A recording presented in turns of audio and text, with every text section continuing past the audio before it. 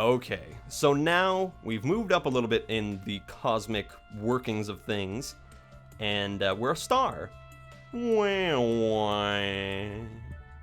not quite as big as that star. We can only have a certain amount of... Ooh! Life planet. Aha! Now this life planet will pledge its allegiance to my star. We can make it big enough, we can defend it. We can have each and every single one of these planets become a life planet, and we can have our own galactic armada of starships, and we can just go around and fuck everybody's day up. And that just makes me feel good inside, doesn't it? It should. However, if we do not wish to do that, and by the way, you can kind of keep an eye on the individual mass of your planet. You can see, what's my star like? That's the only important thing. We can see, what's this small planet like? Is it close to becoming a life planet? Almost. How's our life planet doing? Its shield's almost up. We can do that.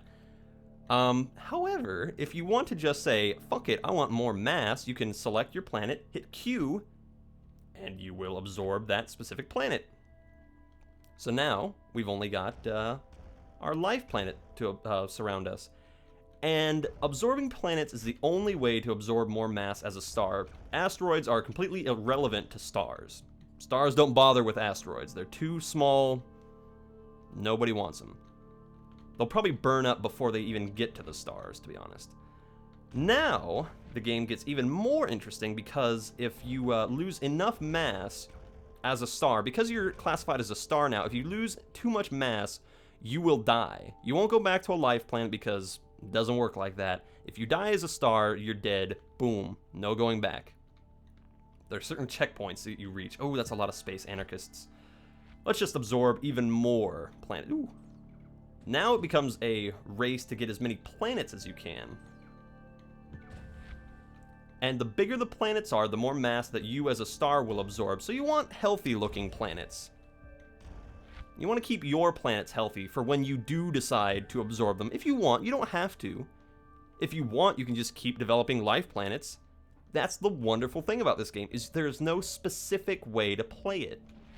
You can play this game however you want. If you want, you can just make a whole galaxy full of very aggressive ape monsters or lobster monsters, whatever your headcanon decides, and say, I don't like that race of space dragons over there, I'm gonna go fuck them up.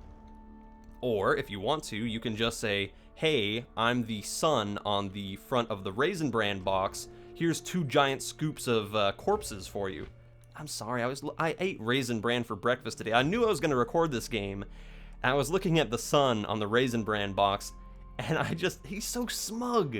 If you look at the sun on the Raisin Bran box, that sun is so fucking smug about its 2 scoops of raisins. They don't even look like raisins on the box. He looks more like, here's 2 giant scoops of charred corpses, kids. I don't trust that sun. And you know what? I don't blame my attitude for that, because playing Solar 2 really, really doesn't make you trust stars at all. Because you know that the stars are just out there for their own self-interest. The only reason they're allowing your planet to develop mass is so they can eventually eat it and become a bigger star. That's it. And what's also great about this game is there's no morality. There is no morality.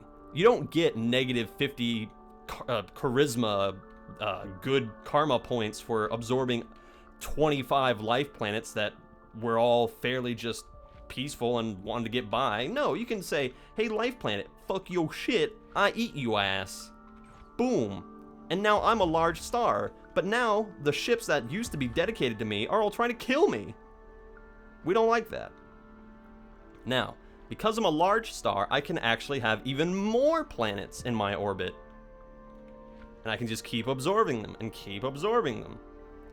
What's even better, though, is if you want to increase the number of planets that you can have in your solar system, you can do that. You can't...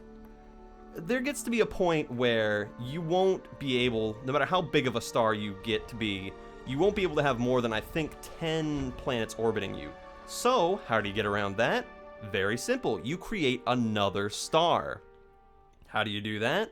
You have to add enough mass to your life planet for it to become a small star.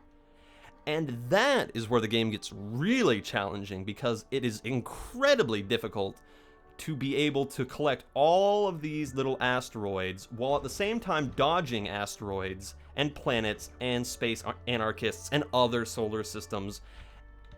And it just becomes this huge game of, can I dodge things but at the same time getting close enough to them to develop my own stars and star system? And you can just absorb them and absorb them. I'll get to be a large star, and then I'll show you what I've done with my previous time in Solar 2. That looks like a nice, healthy planet. Give me that. Oh, it was so close to being a life planet, too. No, no, no, no, no. Damn. Stupid missiles. Ooh, here's a developing life planet that probably has some very promising protozoa on it. Mine. Now I'm a large star. Now, once you get to neutron star, the game starts to get near its end point of mass. Or its end game of mass, but we're not going to do that. Instead, we're going to go to the options menu. See, created and developed by Jay Watts. Very, very good. Music by JP Newfield. Played this game for 13 hours. Distance traveled, that. Asteroids destroyed, that. Not as big as that, but that. Planets destroyed. Most ships destroyed. Ooh, damn, that's so close to 1337. Most asteroids, largest, here we go. Multi-star systems. Multi-star systems are exactly what you want to get. So let's go to saved systems. This is my biggest system that I have saved. 20 stars, 8 planets. And you can, once you save your system, you can respawn as this. Now, this is where the game gets quite difficult if you can get to this point, because you're so big and you take up most of the screen. I don't know what that sound is, by the way. I've tried to figure it out in the options menu, and I don't know what that whirring sound is. I'm just going to assume that one of my life planets has, like, bug people on it or something, and they're very loud and annoying. Asteroids will bombard you quite frequently because you take up a significant portion of the galaxy. But what's really funny is if you get enough life planets, they'll say, hey, it might be a good idea to maybe protect our suns, for some reason, multiple suns that we're orbiting around. I don't think much life could survive on a solar system this hot. I mean, we have problems just orbiting around one sun. Could you imagine orbiting around 20 suns? When you actually face the suns, they would be so fucking hot. Ugh. Nobody could do it. You know what? These are all some kind of, like, asbestos people. That's the only explanation I can give, is they are an asbestos life race thingy. So anyway, so we all have shields now. We're all in this big, nice, fancy system. I think you can get even more stars than this, but this is as far as I got before it became very difficult to manage my stars and planets and shit. We have a whole bunch of life stars, quite a few life planets. I'm sorry, not life stars, large stars. And at this point, you can start to do pretty intense galactic battling and just bumping into other people's shit and wreck them, because what are they gonna do? You got 20 stars, they got 1. So now it becomes this Stardust Crusade, where you can just say, look at all those rogue people that used to bully me. I'm gonna crash into them and fuck their shit up. Although that guy he's dodging all over the place. Aha! I challenge this solar system, star system, to death battle. Let's go. Krav Maga. How dare you orbit in the same orbit that I'm orbiting in? Ooh, that is immensely satisfying. That noise of just galactic destruction. Come back here. Don't you take up more planets. Get the fuck over here, you little shit.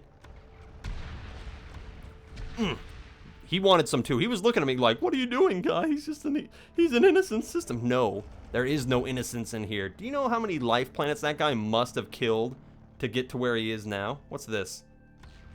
Oh, you got neutron stars. That's what those little itty bitty stars are. Those have so much mass. And yet they dead now. Ooh, that's another funny thing you can do is you can, okay, I'll show rather than tell. See that life planet that's orbiting really, really far away from that solar system? You can go bump well, I didn't mean to kind of like sandwich it in between my suns, but what you can do is you can bump other stars, planets away out of their orbit, and you can take them into your orbit. Dang. That's got such gravitational pull. There we go. That was good. Come here, you son of a bitch. Oh, dead. Or am I? Basic. No, let's go to save systems again. I like that one. Let's do another one of these. Now. Oh, stupid space anarchists. Nope. Good. You know you're in a difficult position when you're being attacked by a 20-star solar system. I'm sorry, you've made some difficult life decisions and some wrong life decisions if you're being challenged by a 20-star system. And isn't this beautiful, guys? I mean, look at that. It's just pristine. It's a work of art, and I really can't give enough praise to Mr. Watts for coming up with such a beautiful game. It's really, really, really interesting. And I love the gravity system in this, which you can adjust, by the way. Here, as a matter of fact, physics options. Gravity factor, life factor, tells how long you want life. If you actually want life to develop at a realistic rate, you can crank it down to 0, and it'll take like 20 years for your life on your life planets to actually develop, but we'll stick it back up to 1. Ship speed factor, that's how quickly ships go. Collision damage, if you don't want any kind of collision, like if when you bump into shit, you're just like, nope, I don't want that to hurt me. You can just go, hey, boop. It's the friendly version of this game where there are no real consequences. You can just go, boop. I'ma boop you on the nose. Boop. It's like skipping a stone along an ocean. It's great. So what's awesome about this game as well is you can make it as difficult or as fun or silly as you want. It's all up to you. I mean, look at that. Is there anything quite as amusing as an entire planet just kind of bumping off of other stars and just... It's like pinball in space, but with real life planets. Limitless possibilities, ladies and gentlemen. Boop, boop, boop. This is the real Space Jam, isn't it? Rather than basketballs, we're using planets. Boop. Boop. It's like playing pool and just kind of seeing if you can get the planet in the side pocket. Although that does make dealing with these ships a little bit... Oh, never mind. I was going to say it makes dealing with the ships a little bit more difficult because they don't die, but they do. Whoa, that's a big fucking system. Holy shit, did you see that? That was like a 60-star system. Hold on, I've never seen one that big before. Holy shit. Whoa, whoa, whoa, go back. Where'd it go? Yeah, I don't care, life planet, yeah. Hold on, where did that was gigantic. It's gone now. But you see what I mean? You never know what you're gonna get with this game. Sometimes it's pretty monotonous, but other times you'll just see stuff and you'll go, wow, that was really impressive. This game, even now, continues to surprise me. So anyway, let's go back to the physics options and mess around a little bit more. Let's put the collision back on. Actually, if we really wanted to make things really difficult, now even the little asteroids will fuck our shit right up. Watch this. I'll just sit here for a little bit. Look at that. That planet just completely obliterated my large star. It shouldn't have done that, but... Oh boy. Oh, what will an actual star do to me? That has a shield on it, no less. Oh. Galactic devastation. Kill these ships really quick, then I'll end the episode. Come on, come on, come on. Oh, he was feeling some heat down his tailpipe. He's like, oh shit, oh shit, oh shit, there's a fucking large star following me. Ay, ay, ay.